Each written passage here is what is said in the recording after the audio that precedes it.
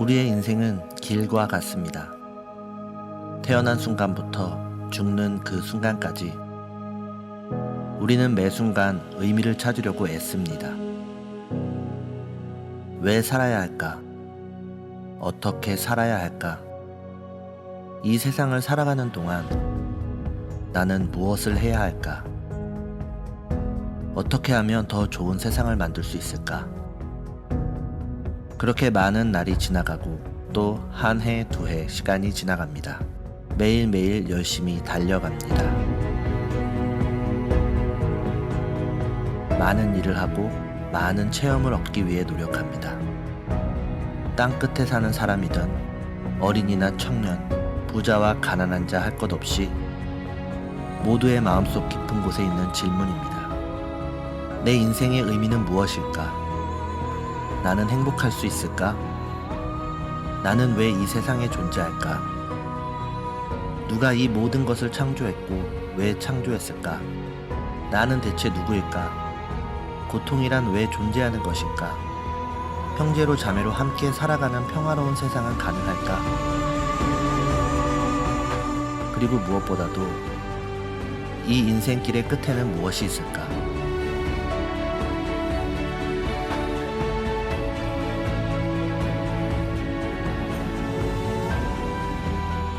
선교사들의 삶은 진리를 전하며 강요하기 위해 파견된 것이 아닙니다. 그들은 사람들이 있는 곳으로 가는 이들입니다.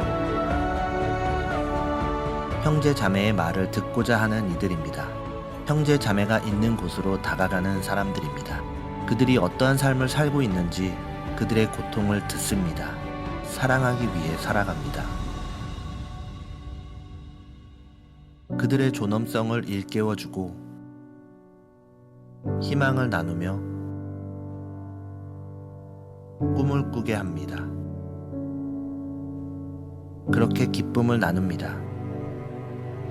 우리는 5개의 대륙에서 이 삶을 살아가고 있습니다.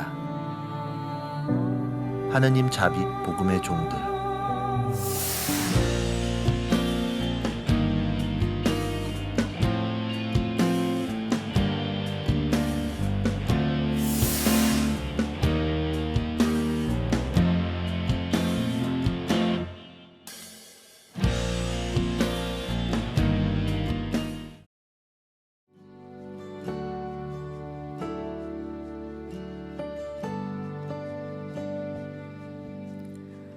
Quiero caminar contigo, María, pues eres mi madre, eres mi guía. Tú eres para mí el más grande ejemplo de santidad, de humildad. Quiero caminar contigo, María, no solo un momento, todos los días. Necesito tu amor de madre, tu intercesión ante el Señor. Guía mis pasos, llévame al cielo, bajo tu manto no tengo miedo, llena de gracia, Ave María. Hoy yo te ofrezco toda mi vida.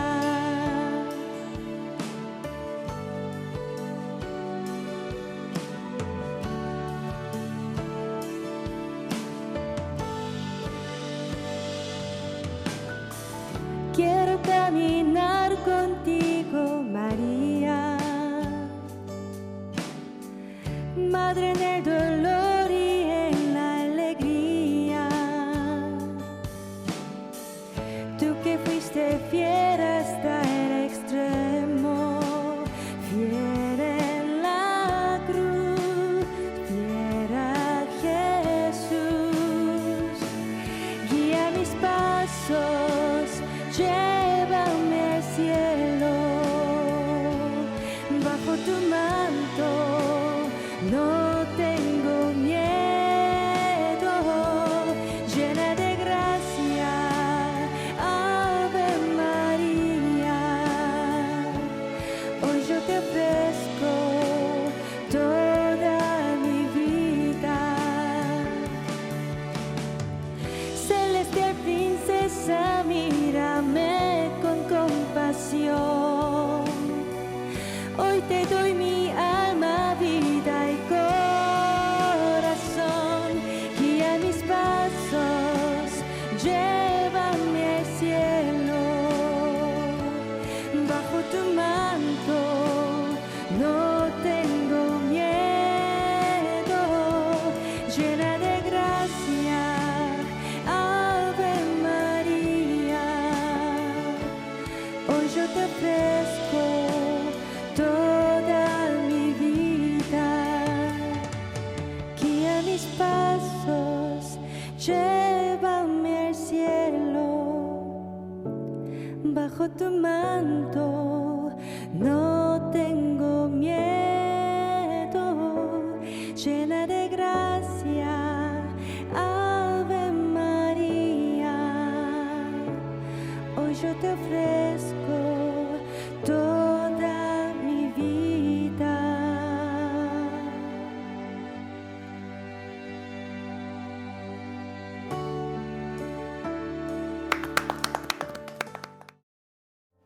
하느님은 종종 우리가 생각지도 못한 방향으로 인생을 이끄시곤 하죠. 평범한 직장 생활을 하던 젊은이가 삶의 방향을 확 틀어서 선교사가 됐다면 어떤 사연일까 궁금해지죠. 하느님 자비 복음의 종 선교회의 유일한 한국인 선교사 신은주 크리스티나 선교사님을 모시고 은혜 넘치는 선교 이야기 들어보도록 하겠습니다. 네, 안녕하세요. 안녕하세요. 반갑습니다. 반갑습니다. 안녕하세요. 네, 지난 9월에 종신서원을 하셨다고 들었어요. 네, 9월 네. 4일에 종신서원 했습니다. 네, 축하드립니다. 감사합니다. 따끈따끈하시네요. 맞습니다. 자, 이 편지는 얼마 되셨어요? 입회는 2009년에서 13년 됐습니다. 입회하기 전에 직장 생활을 하셨다고 들었는데 어떤 일을 하셨었나요? 네. 저는 대학을 한국에서 졸업하고 일본어가 전공이었는데 그게 계기가 돼서 일본 회사에 취업을 하게 됐고요. 그렇게 일본에서 제가 9년 정도 살았는데 그 사는 동안에 제가 선교사들을 만나게 된 계기가 있었습니다. 제가 한인성당에서 주일학교 교사를 할 때 저기 일본은 8월 첫째 주, 둘째 주가 평화의 주간이라고 해서 그 나가사키와 히로시마 원자 폭탄이 네. 떨어진 날을 기념해서 이제 전쟁이 일어나지 않도록 평화를 기원하는 행사들을 하는데요.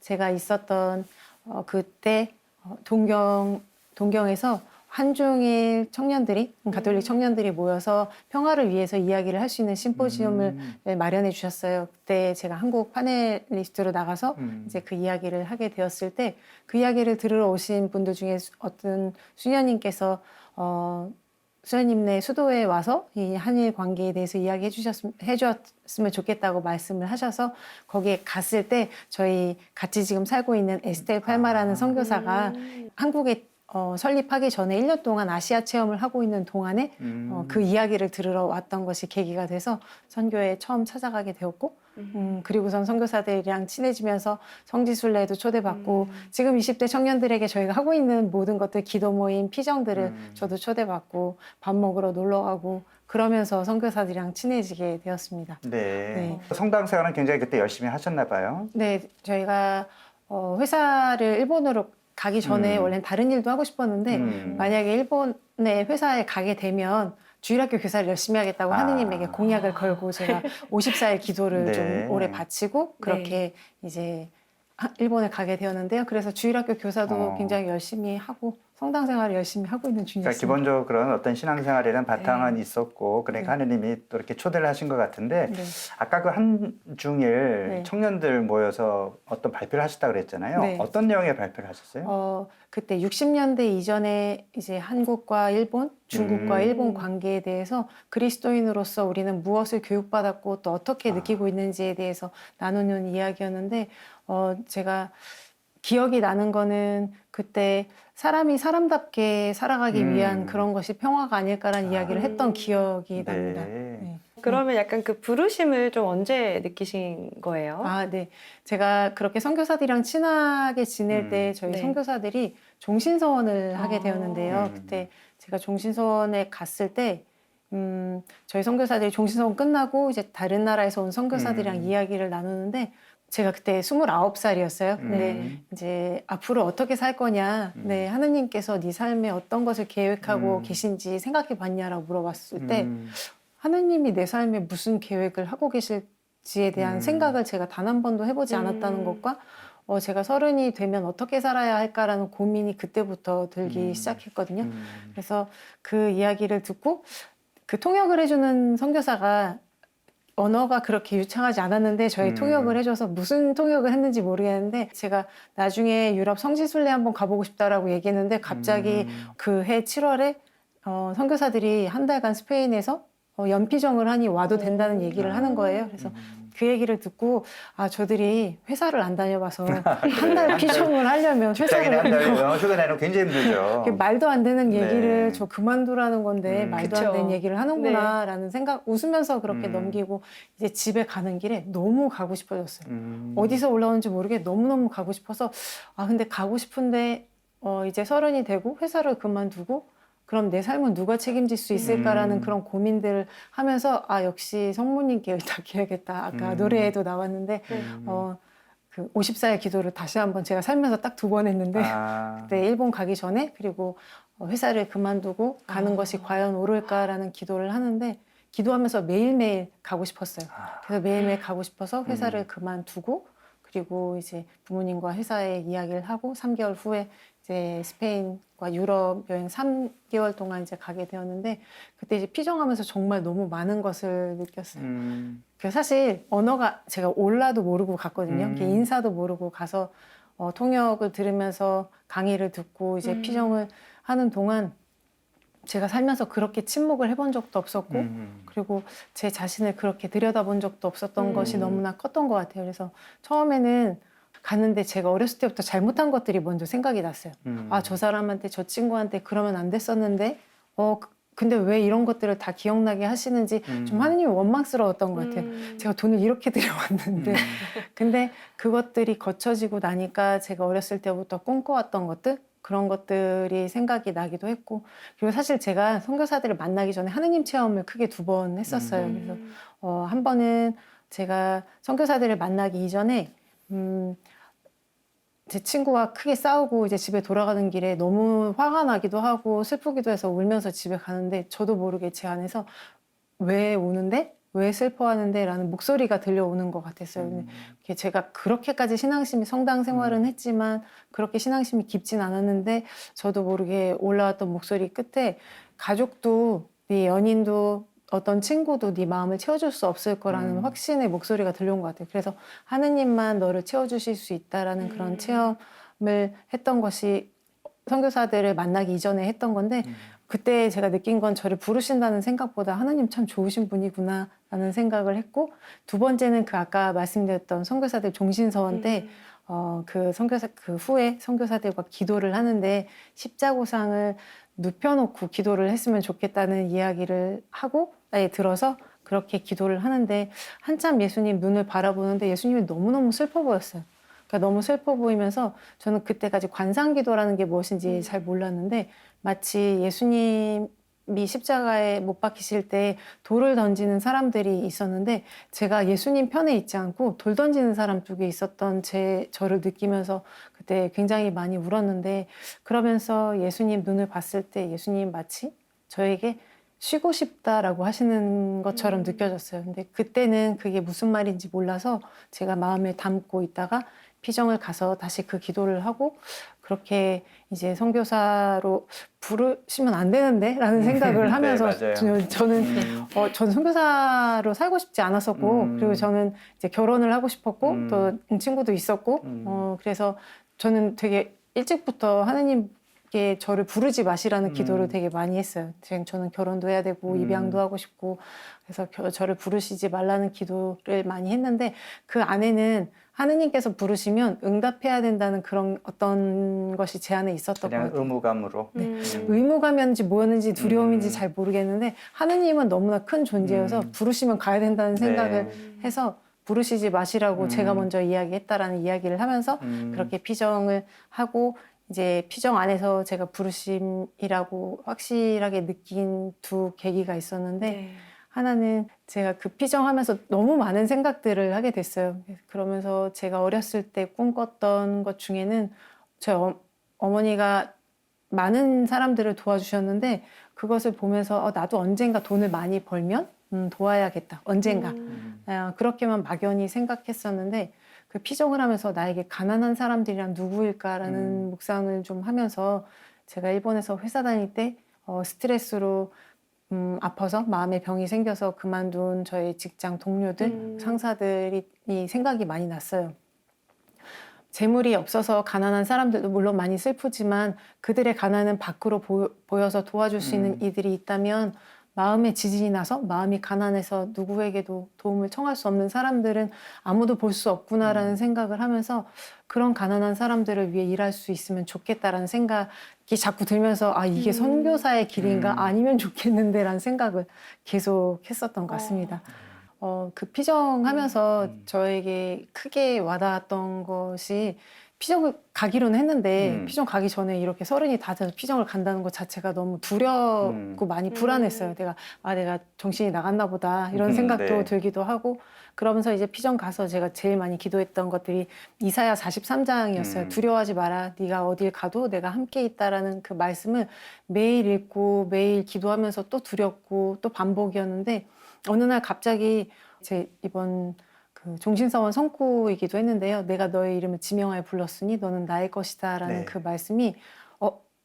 말씀이 제 안에 와닿는 순간 이제까지 나는 내 거였는데 하느님이 나에게 하느님 것이라고 이야기하는 게 이게 속박이 아니라 자유처럼 네. 느껴졌어요. 그래서 너 내 거야 라는 너 너무 사랑해 라는 그런 표현으로 느껴졌고 그러고도 이제 피정하면서 사실은 마지막 이렇게 그렇게 느끼긴 했지만 확신은 제가 못 가진 상태로 이제 피정이 다 끝나가고 있는데 이제 4일 정도 남았을 때 강의 내용 하나가 정결이었어요. 3대 서원 중에 이제 청빈, 정결, 순명 중에 이제 정결이었는데, 그러니까 정결이란 거 들으면 보통 사람들은 뭐 하지 마, 뭐 이거 하면 안 돼라는 금지어 같은 그런 느낌을 받는데, 그때 이제 제가 그 강론이 아니라 강의 안에서 크게 와닿았던 것이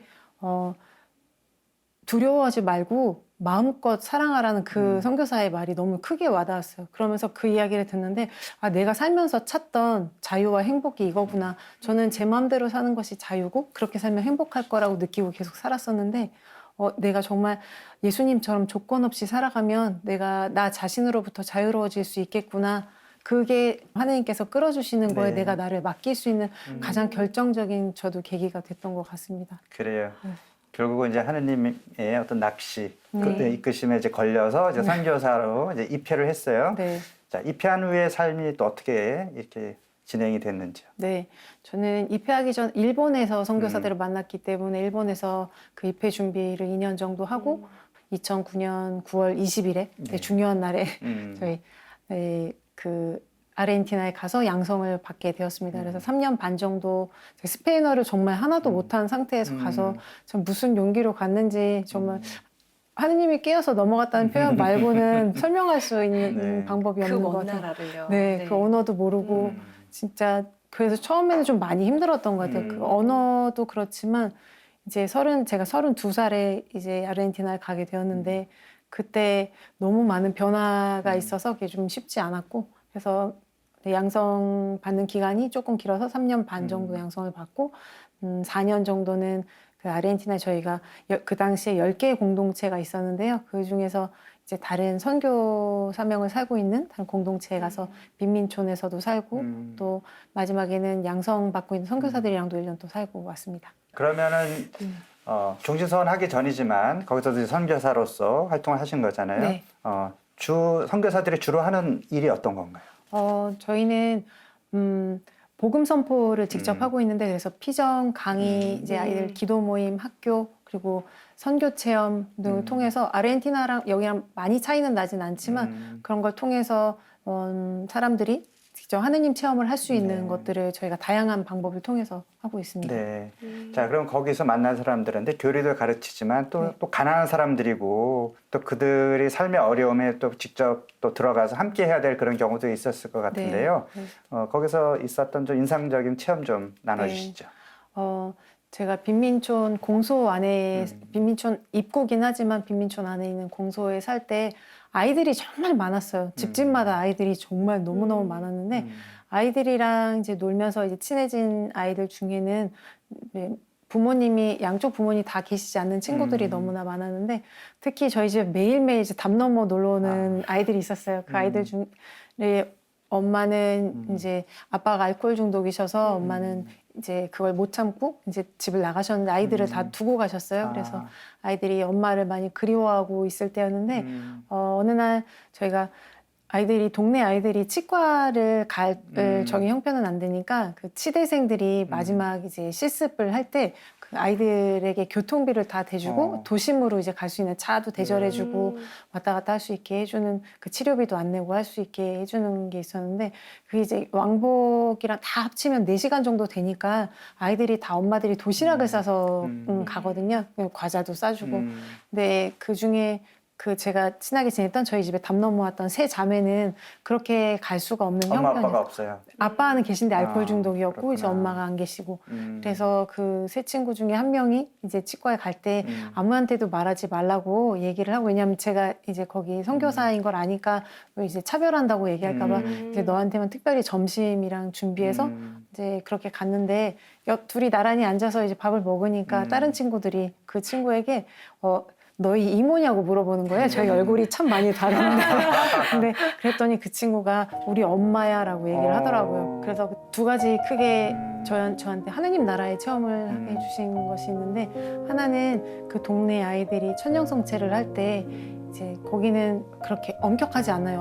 엄마 아빠가 두 분 다 계셔야 되고 와야 되고 그런 것들이 좀 그렇게 이제 규율이 많이 없는데 저희가 또 친하게 지내는 집 그 엄마가 알코올 중독이었어요. 그래서 그 엄마가 매일 밤에 이제 나가서 이제 술을 마시는데 그 아이가 첫째 아이가 천연성체를 받고 싶은데 다른 아이들은 매주 엄마가 같이 와서 이제 빈민촌 아이들이어도 엄마가 항상 왔다가 두고 데리러 오고 하는데 그 아이는 항상 혼자 왔었거든요. 그래서 제가 가서 한 번은 와줬으면 좋겠다. 그게 너무 기다리는 것 같다라고 얘기를 했더니 정말 마지막에 천연성체하기 전주에 이제 알코올 중독이니까 술을 안 먹을 수는 없잖아요. 그래서 술을 먹고 밤새서 아침에 안 자고 그 상태 그대로 이제 그 술집에 갔다 온 그대로 이제 성당에 미사에 온 거예요. 술 냄새가 뒤에서 걸어오는데 사람이 안 보이는데 술 냄새가 많이 나는데 이제 복장도 이제 밤에 놀고 온 복장이니까 그때 왔는데 너무 눈물이 울컥하더라고요. 그래서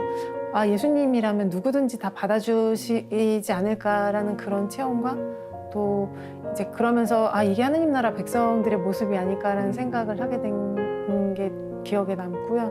그리고 또 키르메스 교구라는 곳이 이제 빈민촌 있는 그 지역인데 거기에 이제 주교자 성당 앞에 약간 조그만 마당이 있었어요. 그 마당에 성탄절에 이제 성탄 전날 거기 너무 중요한 날이니까 24일 밤에 음식들을 다 신자들이 준비를 해와서 저희들이 노숙자, 알코올 중독자, 이제 빈민촌 사는 사람들 이렇게 초대를 했어요. 그래서 정말 술을 많이 드시고 오신 분도 있고 마약을 좀 하고 오신 분도 있었지만 그분들이랑 주교님이랑 저희가 다 섞여서 거기서 이제 밤 늦게까지 같이 먹고 이야기 나누고 식사했을 때 예수님이 계셨으면 이게 예수님이 좋아하는 그 하느님 나라의 모습이 아닐까라는 생각을 한 게 한국에서는 조금 하기 쉽지 않은 그런 맞아요. 모습이어서 너무나 행복한 순간이었고 감사한 시간이었습니다.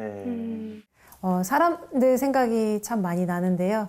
정말 인간미 넘치는 사람들에게 많은 사랑을 받아서 되게 감사했고 또 그것보다 먼저 저는 하느님 체험을 정말 많이 한 땅이기도 해서 저에게는 신앙의 땅, 어머니의 땅 같은 그런 느낌이 듭니다. 하느님께서 아브라함에게 너희 부모, 아버지와 어머니의 땅을 떠나서 내가 가리키는 땅으로 가라고 하신 그 말씀이 마치 저에게는 아르헨티나가 제 신앙의 어머니의 땅이라는 생각이 들어서 그 아르헨티나에서 했던 모든 신앙 체험들에 대한 생각들이 많이 나고 또 감사한 생각이 듭니다.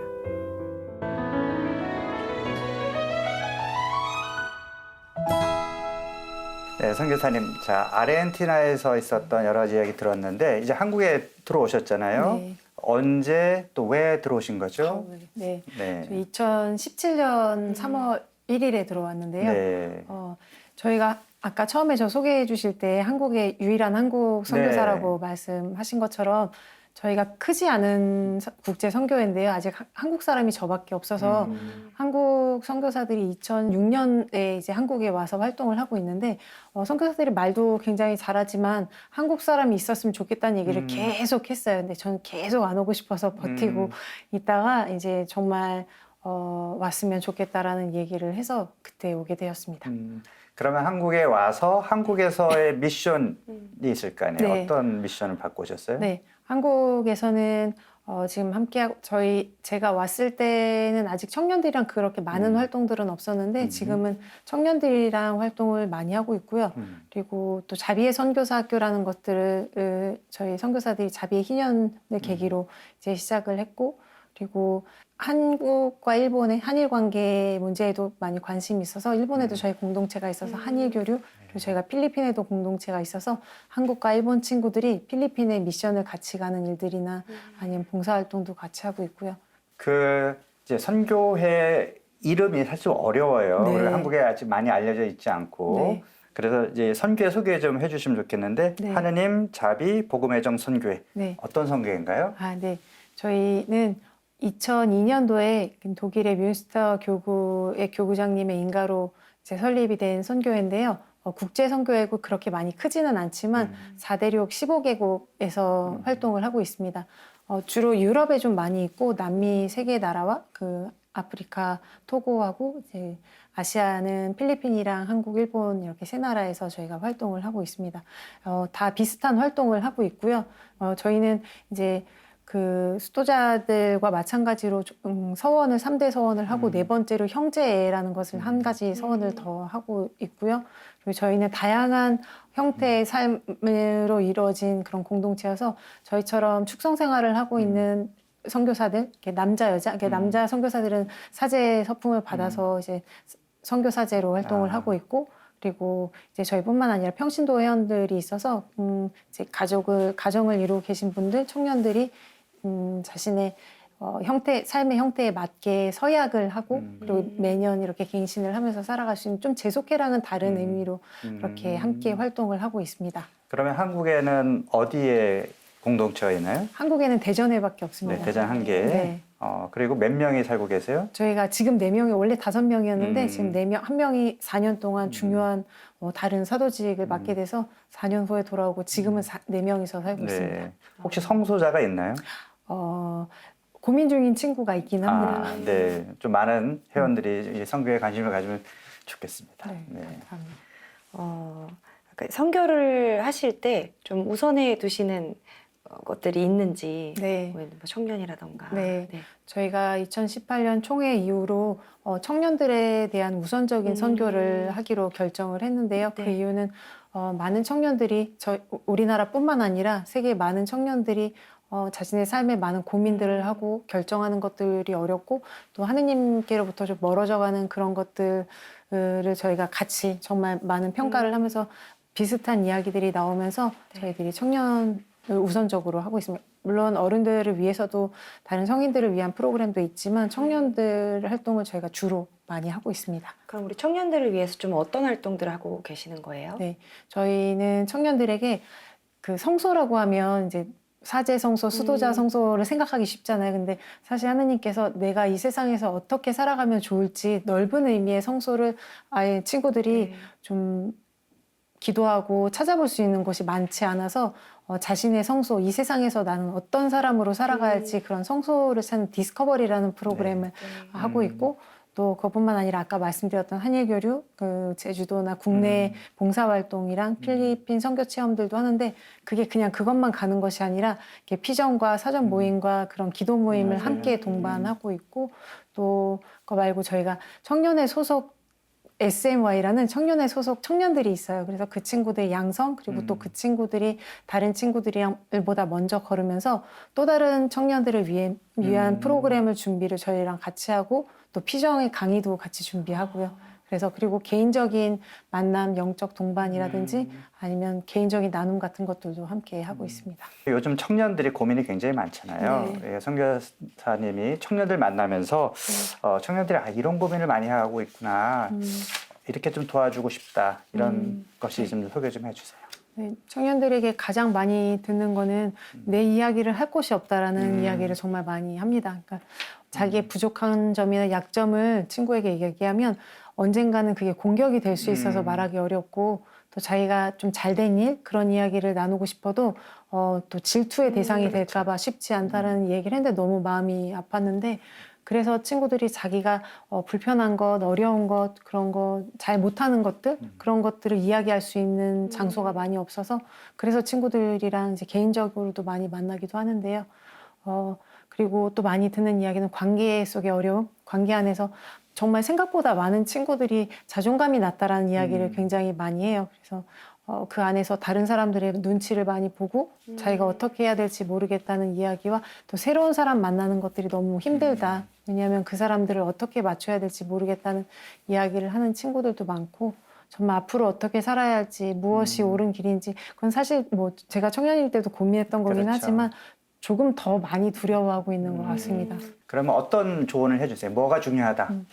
저는 정말 가장 중요한 건 하느님이 네 안에 계시다는 걸 그 친구들이 가장 먼저 알았으면 좋겠어요. 왜냐하면 세상에 많은 것들 때문에 흔들리는데 세상을 잡고 있으면 그건 언제나 흔들릴 수밖에 없고 부러질 수도 있지만 하느님이 너를 얼마나 사랑하는지 네, 그 친구들에게 전하고 싶은 거 그래서 네가 정말 귀한 사람이다 그렇게 했을 때 자존감은 많은 책들이 나와 있잖아요. 그 나 사랑하기 네. 나와 있지만 사실 그건 내 스스로 나 사랑해야지 나 예뻐해야지 한다고 되는 게 아니라 나를 정말 사랑하시는 분이 계시기 때문에 내가 나를 사랑할 수 있고 내가 나를 사랑할 수 있으면 다른 사람의 차이점이 그게 걸림돌이 아니라 오히려 다른 사랑의 계기가 될 수 있다는 걸 느낄 수 있기 때문에 정말 하느님 체험을 아이들이 할 수 있도록 많이 그렇게 이야기를 합니다. 네, 복음의 기쁨에 보면 정말 성령께 나를 맡기는 것만큼 자유로운 것이 없다라는 말씀을 하시는데요. 저도 살면서 그런 체험을 정말 많이 한 것 같습니다.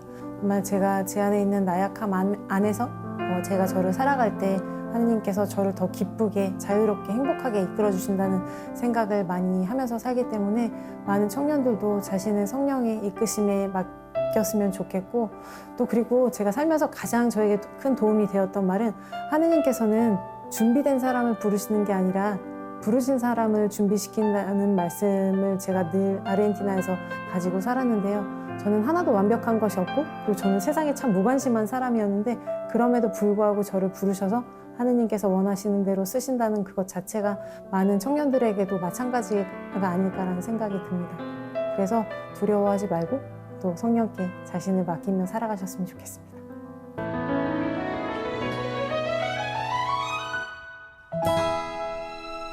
근데 이렇게 또 선교사님이랑 이야기를 나누면서 선교라고 하는 그 단어는 들으면 어디 저기 먼 저개발 국가에 가서 긴급 구호 활동을 하시는 그런 모습들을 먼저 떠올리거든요. 저조차도 그랬고.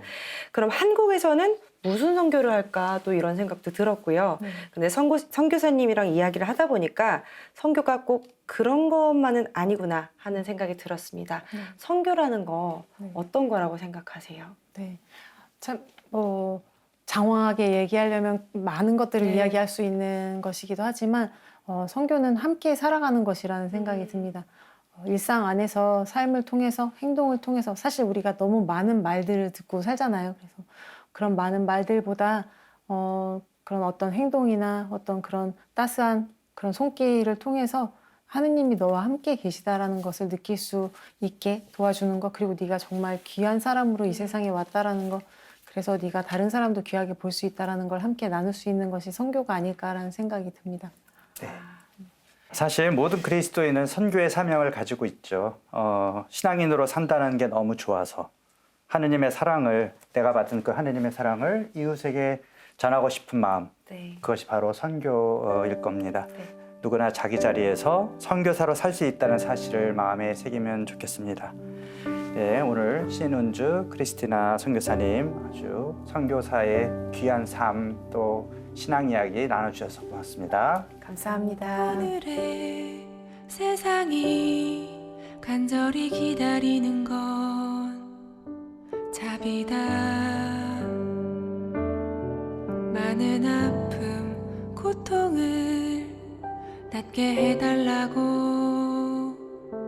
오늘의 세상이 간절히 기다리는 건 자비다.